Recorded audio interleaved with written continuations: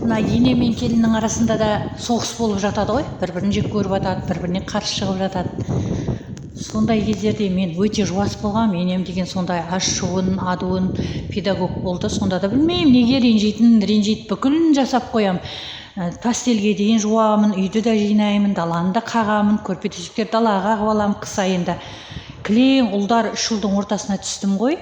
Атам бар 4 ұлда, бәрінің носкилерін жуам қайта-қайта. Осындай болдым. Сондай кезде сөйлейді, сосын енемнің бір мінезін біліп алдым. Андай қонақ келген кезде ол кісі сөйлемейді да, күліп жүреді, менің бетімнен сүйеді, рахмет айтады, алғыс айтады. Осы қызым келіп, үйіміз берекеге толды. Bir жылда 2 бала келді. Мен январ айында күйеуге шықтым. Декабрьде ұлымды босандым да сол жылы. Сөйтіп, сонымен кетеді қонақтар, кеткеннен кейін айқайға басады. Оңбағансың, жаңағы бір істеу білмейсің, сүмірейіп алып, білмеймін, қолыңнан дым келмейді, майысып алып жүресің да қоясың дейді. Содан 1 шыдайсың, 2 шыдайсың, еще онымен қоймай келіп сені кастрюль болсын, ожау болсын, ұрып қояды арқаңнан. Содан 1 шыдадым, 2 шыдадым, сөйтіп біраз уақыттар өтті. Bir күні тағы қонақ келгенде, қонақ кеткеннен кейін айқай шығарып мені, дастархан дұрыс өтпеген трәпкімен ұрып, сөйтіп 3-4 рет сөйткеннен кейін мен де қалай ол кісіге жауап берсем, кейісем, қазір екеуміз ренжісіп қаламыз.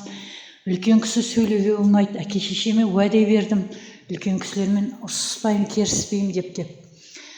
Сонымен бір күні қонақтар кеткеннен кейін тағы да айқайға басып, мен кіреберіс коридордағы бетонды кіргізбегенсің, қазір қатып қалса мұз болып жарылып қалады деп қыс айында. Содан мама дедім, білесіз ғой енді сүмек адамдар, әлсіз адамдар бұл бетонды көтере алмайды деп бетіме қарады да қойды. Содан кейін тағы да албасты ұқсамай мынаны істе, қолыңнан келмей ме өзім-ақ істеймін деп жаңағы. Сөйтіп тағы да ренжіп, білесіздер ғой, енелер сонда үйдің шаруасына ғана көбіне ұрсады. Сосын мен айттым, енді сондаймын, енді солай боламын, енді сүмекпін, албастымын, бейшарамын, қолымнан келмейді, осындай адамды сіздің балаңыз алған.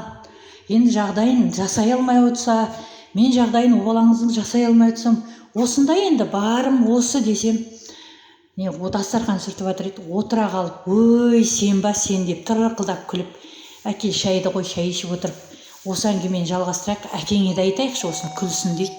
Күліп жатырмын.